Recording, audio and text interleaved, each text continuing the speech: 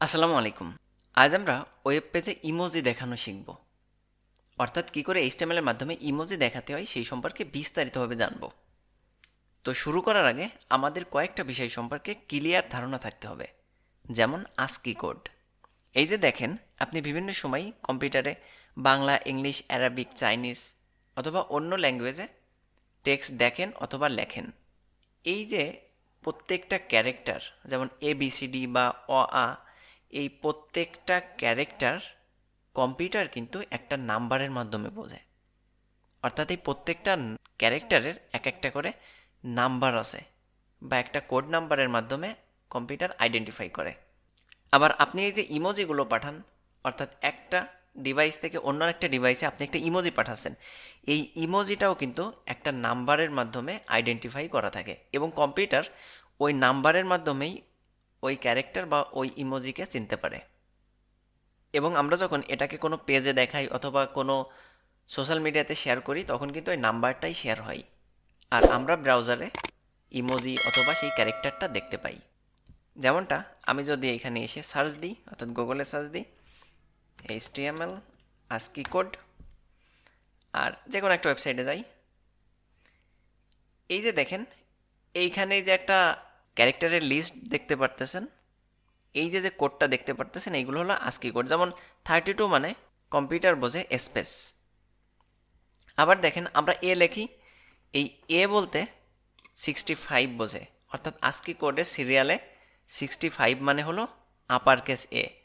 আবার যদি আমরা আরও নিচেই নামি, তাহলে দেখতে পাবো 97 মানে বোঝে লোয়ার কেস এ, অর্থাৎ আমরা লোয়ার কেস এ লিখি আর ASCII কোডের সিরিয়ালে সেটা হলো 97। এখন যে ইমোজিগুলো আছে, এইগুলোও কিন্তু ASCII কোডের বিভিন্ন নাম্বার দিয়ে আইডেন্টিফাই করা আছে।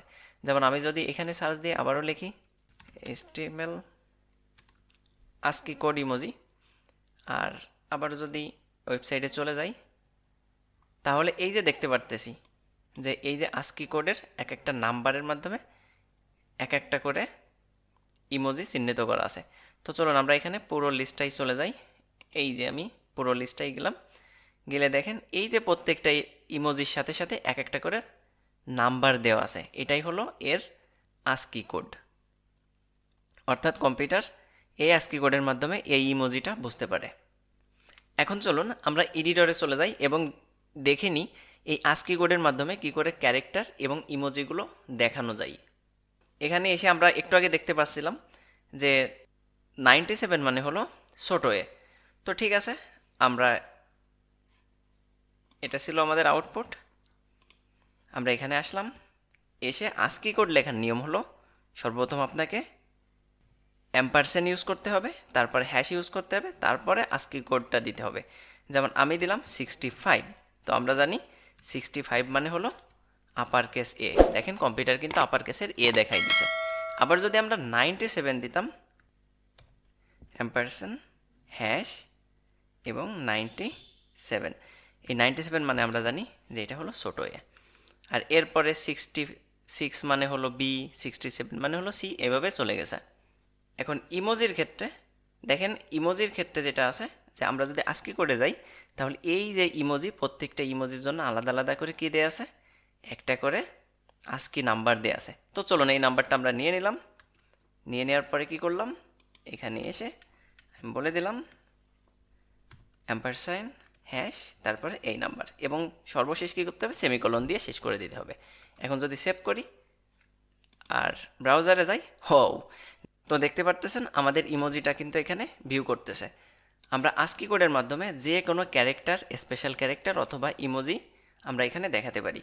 এখন যদি আমি এটাকে আবারও কপি করি, করে সাপোজ পেস্ট করে দিলাম আরও কয়েকটা, এবং এখান থেকে 7, 8, 9 এইভাবে আসলে সিরিয়াল বাই সিরিয়াল থাকে। দেখেন আমি এখানে গেলে এই যে সিরিয়ালে দেখতে পারতেছি।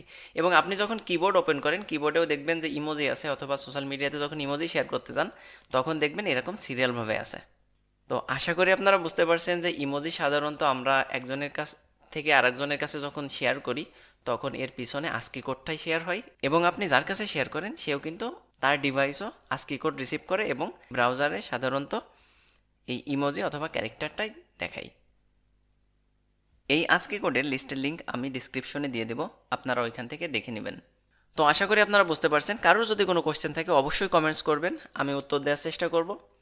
পরবর্তী ভিডিওতে আমরা ফাইলের পাথ সম্পর্কে বিস্তারিতভাবে জানবো, অর্থাৎ ফাইল যদি বাইরের ফোল্ডারে থাকে কিভাবে অ্যাক্সেস করব, অথবা 2-3টা ফোল্ডারের ভিতর যদি কোনো ফাইল থাকে তাহলে তাকে কি করে অ্যাক্সেস করব, এই সম্পর্কে বিস্তারিতভাবে জানবো। তো সেই পর্যন্ত সবাই ভালো থাকবেন। আল্লাহ হাফেজ।